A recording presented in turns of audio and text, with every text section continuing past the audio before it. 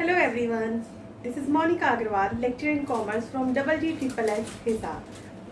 तो my dear students, आज हम करेंगे ऑर्गेनाइजेशन स्ट्रक्चर। इससे पहले हम कर चुके हैं अपना ऑर्गेनाइजिंग, कि ऑर्गेनाइजिंग क्या थी, है ना। हमने थोड़ा सा डिस्कस भी किया था मैनेजमेंट के फंक्शंस के बारे में। आई होप आपको याद होगा।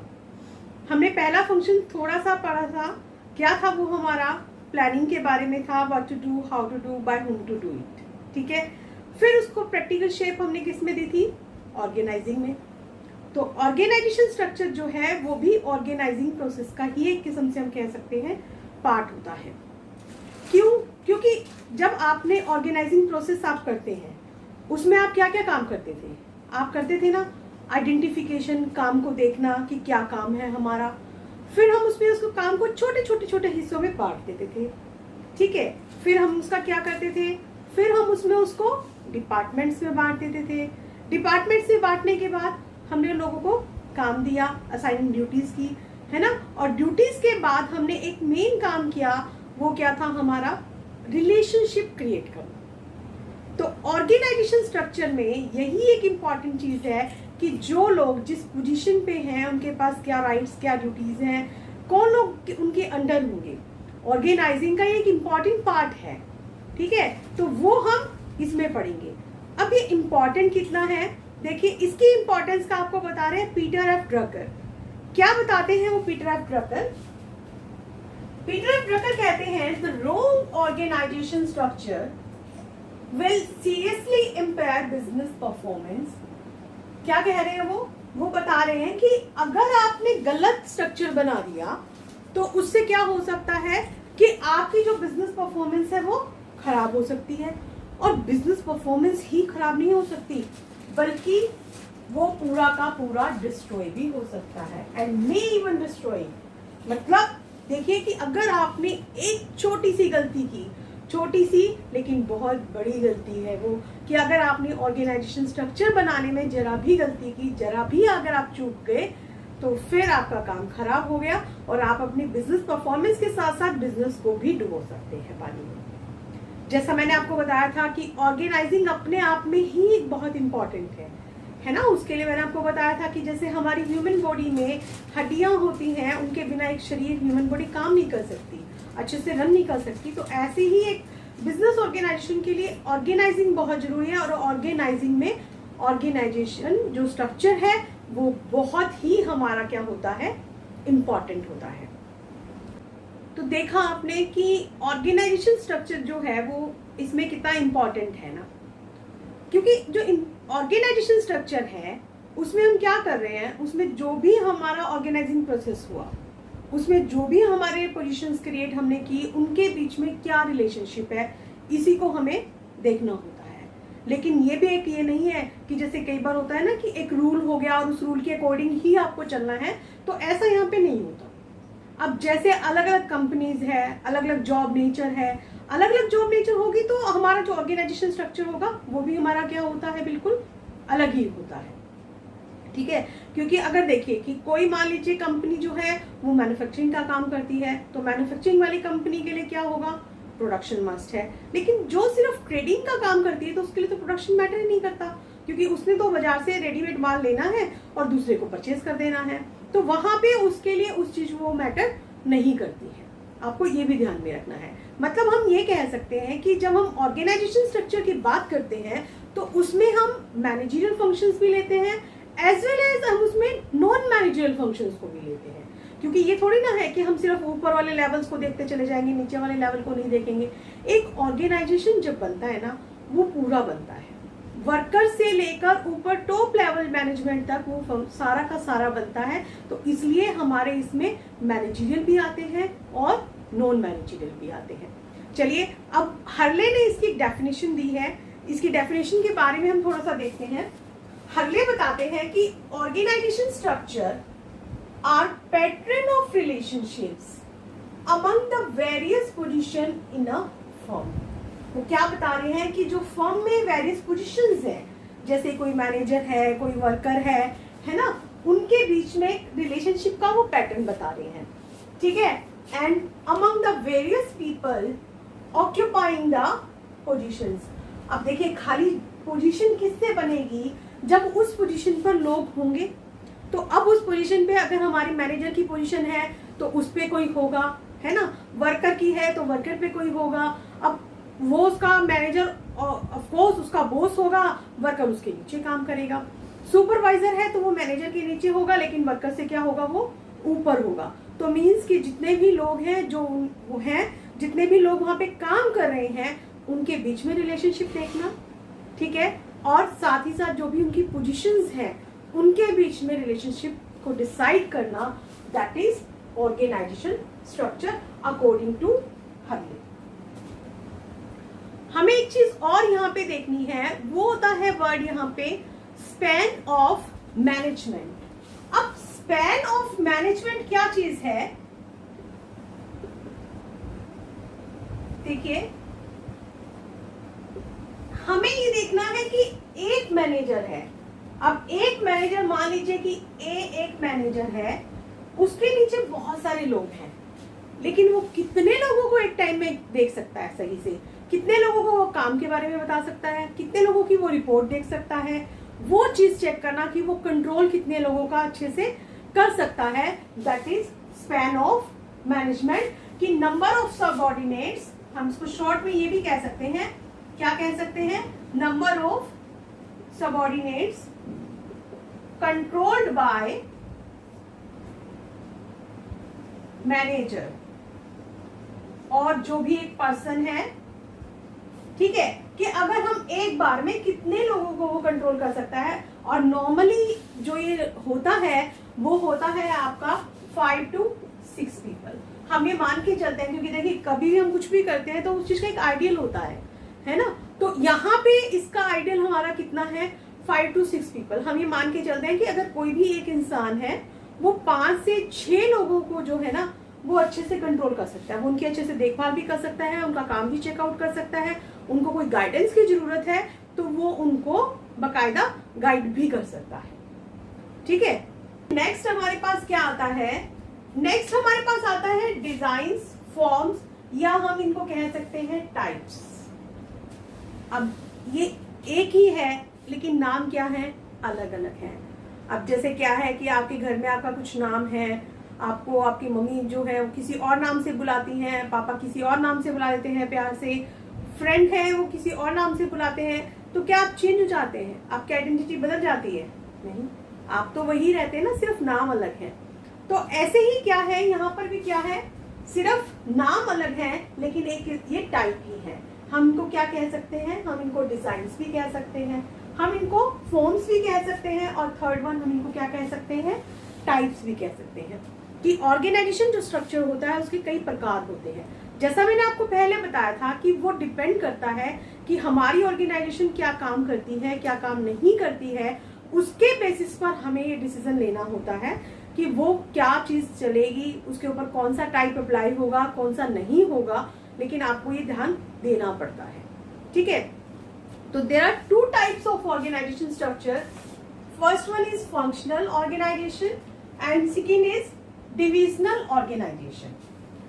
मोटे मोटे तौर पर अगर हम इनको देखें तो फंक्शनल हमारा क्या चीज हो जाता है, जैसा कि इसके नाम से पता चल रहा है, फंक्शनल, फंक्शंस के बेसिस पर, मीन्स कि हम जितने भी हमारा ऑर्गेनाइजेशन है उसमें जो काम हो रहे हैं, कामों के आधार पर जो हम अपना ऑर्गेनाइजेशन स्ट्रक्चर डिसाइड करते हैं, दैट इज फंक्शनल ऑर्गेनाइजेशन। और जनरली जो ये हमारा यूज होता है जब हम कभी एक प्रोडक्ट बना रहे हैं, सिर्फ सिंगल अगर हम प्रोडक्ट बनाते हैं तो हम इसको यूज करते हैं, जबकि जो डिविजनल ऑर्गेनाइजेशन होता है इसका एक दूसरा नाम भी है, क्या नाम है इसका, एक डिपार्टमेंट। जैसा मैंने बताया कि नाम कई हो सकते हैं लेकिन मतलब वही रहता है। तो देखिए यहाँ पे इसका क्या नाम है, डिविजनल या डिपार्टमेंटल ऑर्गेनाइजेशन, ठीक है। यहाँ पर ये एक प्रोडक्ट के लिए बनाया जाता है, लेकिन जब अगर एक से ज्यादा प्रोडक्ट हो, मीन्स मिनिमम 2 अगर आपके प्रोडक्ट्स हैं, तो आपको कौन सा स्ट्रक्चर डिसाइड करना पड़ेगा, then you have to take divisional organization structure. समझ आ गई बात आपको? तो क्योंकि जो फंक्शनल है वो सिर्फ एक के ऊपर चलेगा, जो हमारे काम दिए गए हैं उनके बेसिस पर चलता है। अब चलिए हम डिटेल में हम करते हैं फंक्शनल ऑर्गेनाइजेशन की बात। फंक्शनल ऑर्गेनाइजेशन जो है ना, एक अगर आपको ध्यान होगा, आपने साइंटिफिक प्रिंसिपल्स पढ़े थे, टेलर ने दिए थे, ध्यान आया कुछ? उसमें एक उन्होंने दिया था साइंटिफिक मैनेजमेंट में, उन्होंने एक दिया था कॉन्सेप्ट दिया था, उन्होंने एक दिया था, उनका नाम था वो फंक्शनल फोरमैनशिप। याद आया कुछ? फंक्शनल फोरमैनशिप, जिसे हम हिंदी में कहते हैं क्रियात्मक फोरमैनशिप भी जिसको कहा जाता है, ठीक है। तो वो क्या चीज थी हमारी, इसमें इन्होंने इसको क्या किया, दो पार्ट्स में डिवाइड कर दिया था। एक को उन्होंने बताया प्लानिंग मींस, ठीक है, दूसरे को उन्होंने क्या किया, प्रोडक्शन। अब इन प्लानिंग में भी फर्दर इन्होंने 4 पार्ट्स में डिवाइड किया, प्रोडक्शन में भी 4 पार्ट्स में डिवाइड कर दिया था। जैसे यहाँ पे था कि रूट जो होगा, टाइम एंड कॉस्ट क्लर्क बना दिया, है ना, डिसिप्लिन बना दिया। तो ऐसे प्लानिंग करने में उन्होंने 3-4 चीजें बना दी। इसी तरह से उन्होंने प्रोडक्शन वालों को भी कर दिया था, gang boss, speed boss, repair, inspector. Means कि वो कहते थे कि काम जो है ना, उस काम को करने के लिए उसको छोटे छोटे पार्ट्स में डिवाइड कर दो, लोगों को दे दो, उनको स्पेशलिस्ट को, ताकि वो काम अच्छे ढंग से कर सकेंगे। उन्होंने ये काम किया था यहाँ पे। तो अब एक चीज नोटिस की आपने यहाँ पे, ये जो उन्होंने फंक्शनल फोरमैनशिप दी थी एफडब्ल्यू टेलर ने, ये सिर्फ कहाँ पे यूज हो रही थी, लोअर लेवल पे, है ना। लेकिन जो हमारा फंक्शनल ऑर्गेनाइजेशन है वो लोअर पे भी यूज होगा और एज वेल एज हमारा किस पे भी यूज होगा, टॉप पे भी। मींस दोनों ही जगह वो यहाँ पे यूज होगा। उसमें दोनों ही चीजों का हम देखते हैं कि क्या हमें करना है, कितने हमारे जो काम है, कौन किसके नीचे है, किन कामों को हमें किसी तरीके से कैसे बांटना है, ठीक है। तो चलिए इसका अभी हम एक डायग्राम देखते हैं, उससे आपको पता चलेगा कि कैसे हम उनकी डिपार्टमेंटाइजेशन करके और हम उसको कैसे उस चीज को समझते हैं। तो देखिए अब हम इसको एक डायग्राम की तरह से कर रहे हैं। जब एक कंपनी होती है तो कंपनी में सबसे ऑनर कौन है, शेयर होल्डर, जिनके पास कंपनी के शेयर्स हैं। ये कंपनी के क्या है, मालिक है। अब कंपनी के मालिक क्योंकि दूर दूर फैले हुए हैं, वो अपने आप काम नहीं कर सकते, तो इसके लिए वो अपने क्या चूज कर लेते हैं, बोर्ड ऑफ डायरेक्टर्स। वो कुछ लोगों को अपॉइंट करते हैं जो कंपनी को चलाने का काम करते हैं, ठीक है। अब बोर्ड ऑफ डायरेक्टर्स भी कई सारे हो गए, फिर उसके नीचे एक दिया जाता है सीईओ। सीईओ हमारा क्या है, चीफ एग्जीक्यूटिव ऑफिसर, कि अब ये कंपनी के सारे इंपॉर्टेंट काम कर रहा है, सब डिसीजन वगैरह ले रहा है, बहुत सारी चीजें ये संभाल रहा है। सीईओ कंपनी में इसका एक बहुत मेन रोल होता है। अब देखिए सीईओ ने क्या किया कि जो सीईओ है उसके बाद कंपनी के डिपार्टमेंट बांट दिए गए। कंपनी के मेन डिपार्टमेंट कौन कौन से हैं, एक प्रोडक्शन डिपार्टमेंट, दूसरा मार्केटिंग डिपार्टमेंट, तीसरा फाइनेंस डिपार्टमेंट, चौथा पर्सनल डिपार्टमेंट। काम क्या क्या करेंगे भाई, प्रोडक्शन डिपार्टमेंट जो है वो प्रोडक्शन का काम करेगा, जितनी भी प्रोडक्शन से रिलेटेड गतिविधियां होंगी वो उसको देखेगा, है ना, कि रॉ मटेरियल लाना है, कितना बनाना है, कितना स्टॉक में रखना है, वो सारा कुछ देखेगा उसको। मार्केटिंग वाला क्या करेगा, सेल को देखेगा, एडवर्टीजमेंट वगैरह देखेगा, कितनी हमने कहाँ पे सेल करनी है, कितने हमारे स्टैंडर्ड्स फिक्स थे, क्या उसके अकॉर्डिंग हुआ नहीं हुआ, सब देखना है। तीसरा फिर कौन सा था, फाइनेंस डिपार्टमेंट, ये सारा पैसे का हिसाब किताब देखेगा। पैसा तो वही मेन चीज है ना, कि कितना हमारे पास लोगों में उधार है, कितनी हमने लोगों को पेमेंट्स करनी है, ये सब फाइनेंस डिपार्टमेंट देखेगा। फिर आता है पर्सनल डिपार्टमेंट। अब पर्सनल डिपार्टमेंट क्या देखेगा, जितने हमारी कंपनी में लोगों की जरूरत है उस चीज को देखेगा।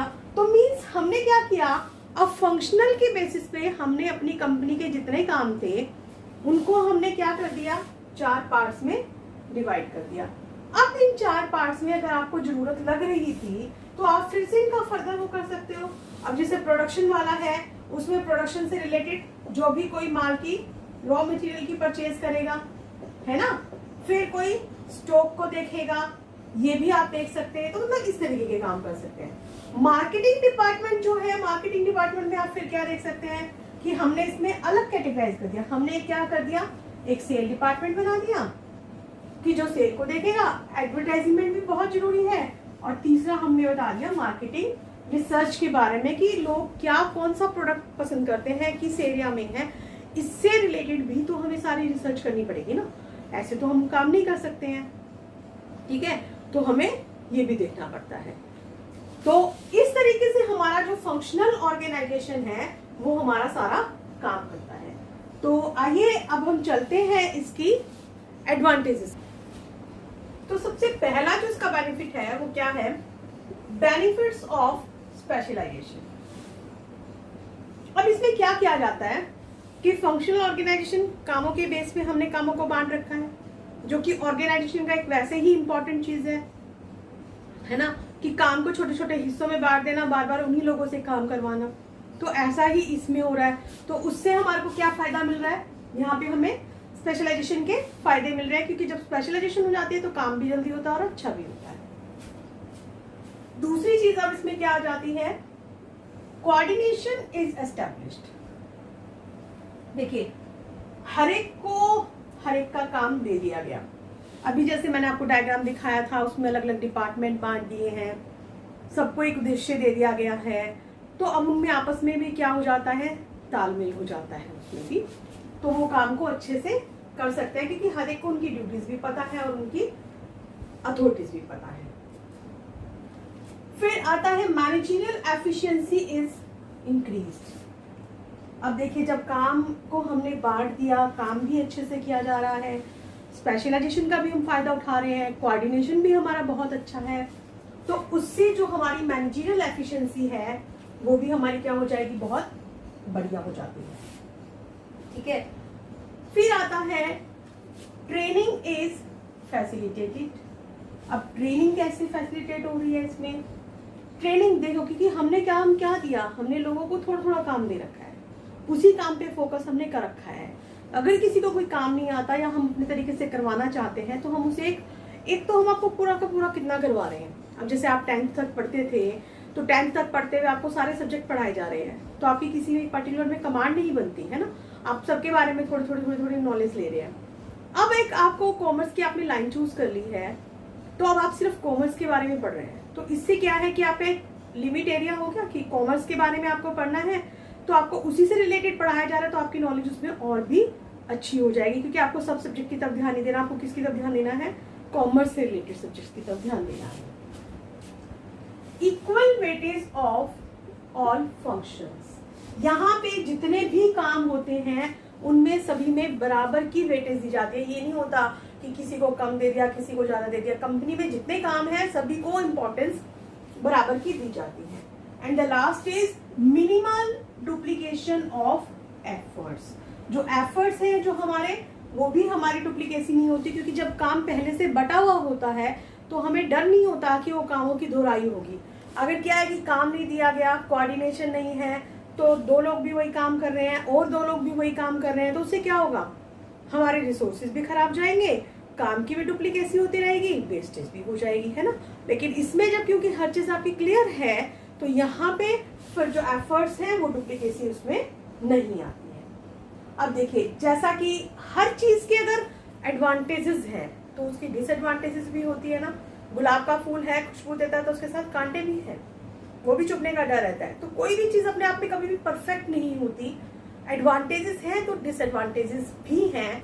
तो अब स्टूडेंट्स हमारा आता है डिसएडवांटेजेस ऑफ फंक्शनल ऑर्गेनाइजेशन। पहली है इसमें हमारी इग्नोरेंस ऑफ ऑर्गेनाइजेशनल ऑब्जेक्टिव। अब क्या है इसमें कि हमने अलग अलग डिपार्टमेंट बना रखे हैं, ठीक है। कंपनी का एक मेन ऑब्जेक्टिव होता है, उसको बांट के उसको पूरा करने के लिए और छोटे छोटे ऑब्जेक्टिव डिसाइड कर दिए जाते हैं। उसी के बेस पर हमने अपने डिपार्टमेंट्स भी बांट रखे थे। अब लेकिन लोग क्या करते हैं कि वो ऑर्गेनाइजेशन के ऑब्जेक्टिव को भूल जाते हैं। वो क्या सोचते हैं, सिर्फ और सिर्फ हमें अपना जो है ना डिपार्टमेंट बढ़ाना है, जो कि कंपनी के लिए क्या हो जाता है, गलत हो जाता है। तो इससे बहुत दिक्कत आती है। दूसरी प्रॉब्लम इसमें क्या आती है, difficulty in inter departmental coordination. अब एक परचेज डिपार्टमेंट है, सेल डिपार्टमेंट है ना। अब इन दोनों के मैनेजर अगर आपस में नहीं बातचीत करेंगे कि कितनी परचेज है, कितनी सेल है, फाइनेंस उसमें कितना चाहिए, तो आपस में सबका मिलके जुल के बात करना तो बनता है। लेकिन अगर उनका आपस में तालमेल ही नहीं है, कोऑर्डिनेशन ही नहीं है, तो बहुत दिक्कत हो जाती है। तो यहाँ पे इनमें आपस में तालमेल बिठाना बहुत मुश्किल हो जाता है, क्योंकि वो एक ऑर्गेनाइजेशन ऑब्जेक्टिव के लिए काम नहीं करते, उनका अपना पर्सनल उस पे आ जाता है। कॉन्फ्लिक्ट ऑफ इंटरेस्ट, यहाँ पे उनके हितों में भी संघर्ष है। मेन चीज उनको क्या है कि वो ऑर्गेनाइजेशन को नहीं हम लेके चल रहे, वो अपने डिपार्टमेंट को मान के चल रहे हैं। उनके लिए उनका डिपार्टमेंट ही जो है ना वो सब कुछ हो गया है। अब उन्होंने जो भी करना है, जैसे भी करना है, वो कहते हैं हमें डिपार्टमेंट को ही आगे बढ़ाना है, हमें नहीं मतलब कि आगे ऑर्गेनाइजेशन का क्या हो रहा है और क्या नहीं हो रहा है। जब उनकी ऐसी सोच बन जाती है तो ये जो होता है हर्डल इन कंप्लीट डेवलपमेंट। तो क्या इससे पूरी एक फर्म का विकास होगा? बिल्कुल भी नहीं होगा इससे फर्म का विकास, क्योंकि देखो जब तक जहां पे आपस में तालमेल नहीं होता ना तो वहां पे कोई काम नहीं हो सकता। तो वहां पे सबसे ज्यादा जरूरी क्या है कि आपस में तालमेल हो, ऑर्गेनाइजेशन के जो इंटरेस्ट है उनको ध्यान में रखा जाए, आपस में कोई कन्फ्लिक्ट उनके नहीं होने चाहिए, कोई लड़ाई झगड़ा नहीं होना चाहिए, तब कहीं जाकर एक जो संस्था है उसका विकास होता। तो अब हमारा इसका लास्ट में इसमें क्या आता है, जो फंक्शनल ऑर्गेनाइजेशन है सुटेबल कहाँ रहेगा, कहाँ के लिए जरूरी है? सबसे पहला जरूरी कहाँ पे है, अगर हमारा जो बिजनेस कंसर्न है वो काफी लार्ज हो। अगर लार्ज बिजनेस कंसर्न है तो हमारे को क्या फायदा रहता है कि हम फंक्शनल ऑर्गेनाइजेशन यूज कर सकते हैं। ठीक है।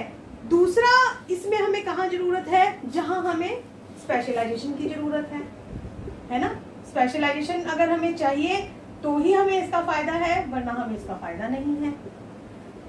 तीसरा, इसकी कहाँ पे जरूरत है हमें, जहां पे डेलीगेशन ऑफ अथॉरिटी हो, कि अगर हमारे पास काम ज्यादा है तो हम अपने उनको सबऑर्डिनेट्स को दें, लेकिन साथ में हम अथॉरिटी भी दें। नेक्स्ट टॉपिक में हम इसी पूरे में डिटेल में बात करने वाले हैं। और इसके अलावा अब हमें कहाँ पे उसमें चाहिए कि जहां पर अगर हम सिंगल प्रोडक्ट को कर रहे हैं तो भी हमारा फंक्शनल जो ऑर्गेनाइजेशन है वो सुटेबल रह सकता है। मींस ठीक है, अगर एक से ज्यादा प्रोडक्ट होंगे तो फिर हमारे लिए कौन सा बेटर रहेगा, फिर हमारे लिए आ जाएगा डिविजनल ऑर्गेनाइजेशन। तो चलिए अब हमारा जो नेक्स्ट टॉपिक है वो है डिविजनल ऑर्गेनाइजेशन।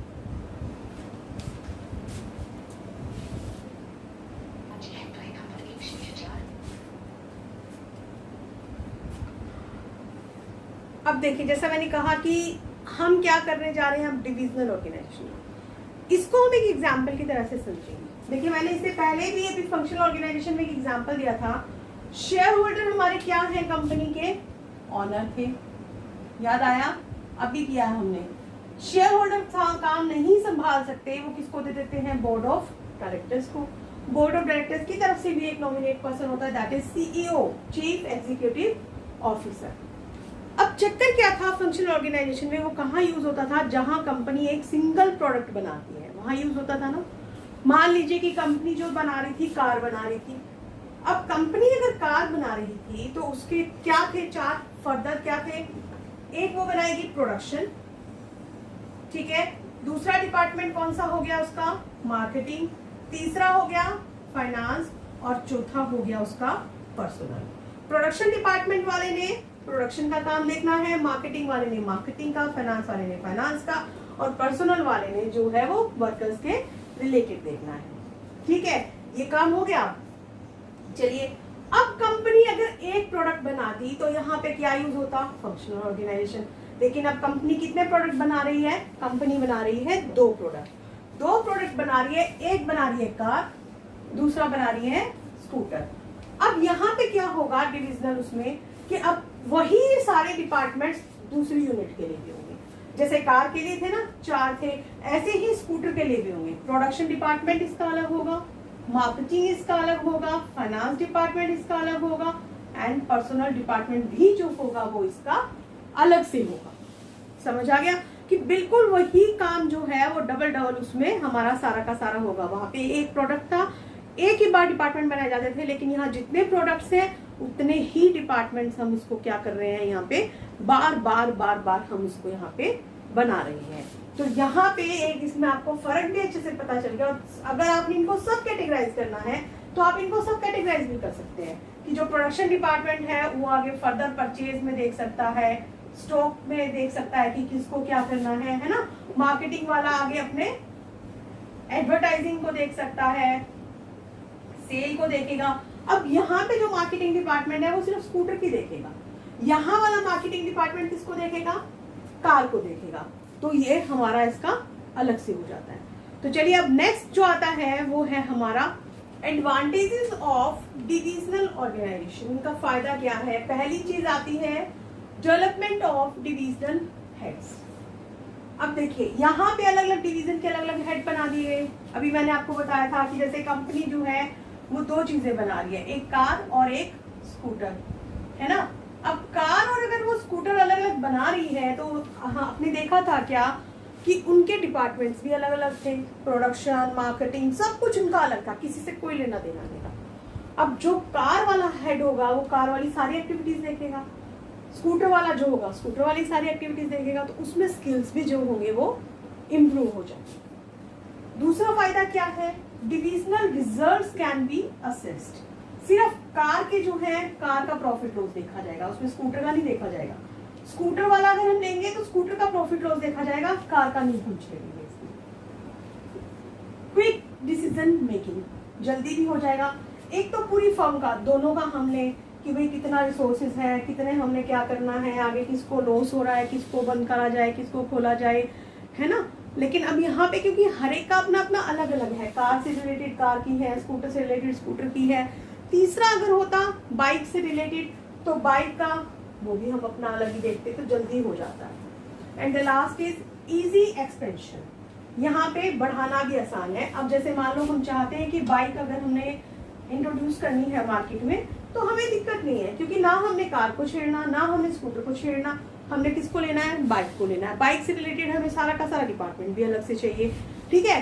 तो फिर उसके लिए हमें किसी को छेड़ने करने की जरूरत नहीं है, तो हम उसको जो है एक्सपेंड भी वो क्या कर सकते हैं, हम आराम से कर सकते हैं।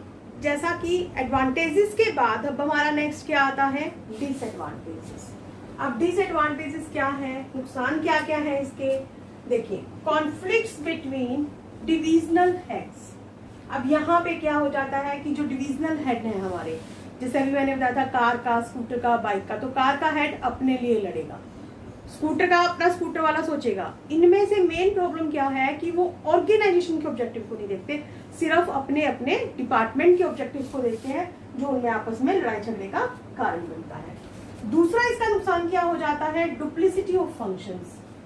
अभी हमने देखा था कि कार में था अलग अलग डिपार्टमेंट्स बनाए थे ना, प्रोडक्शन भी अलग था, मार्केटिंग भी अलग था, है ना, थे ना दोनों के, कि देखो दोनों ही, अगर कार है स्कूटर है, क्या उनमें एक एक था, इसके भी 4 पार्ट थे।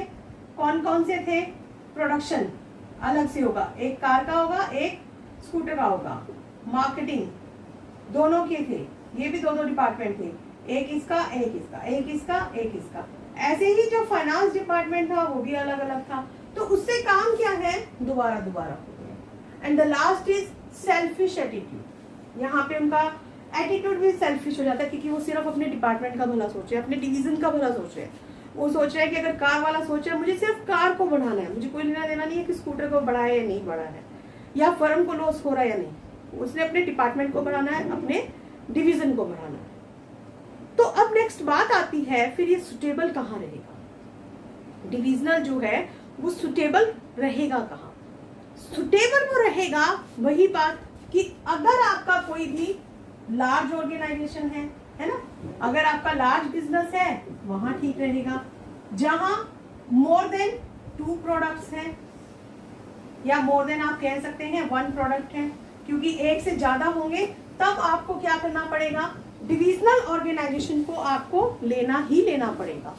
एंड द लास्ट इज कि अगर आपको डिफरेंट टेक्निक्स की जरूरत है तो भी आपको क्या करना पड़ेगा, डिविजनल ऑर्गेनाइजेशन को आप अप्रोच कर सकते हैं, आप इसको देख सकते हैं। तो ऑर्गेनाइजेशन स्ट्रक्चर में आज के लिए इतना ही। Thank you very much.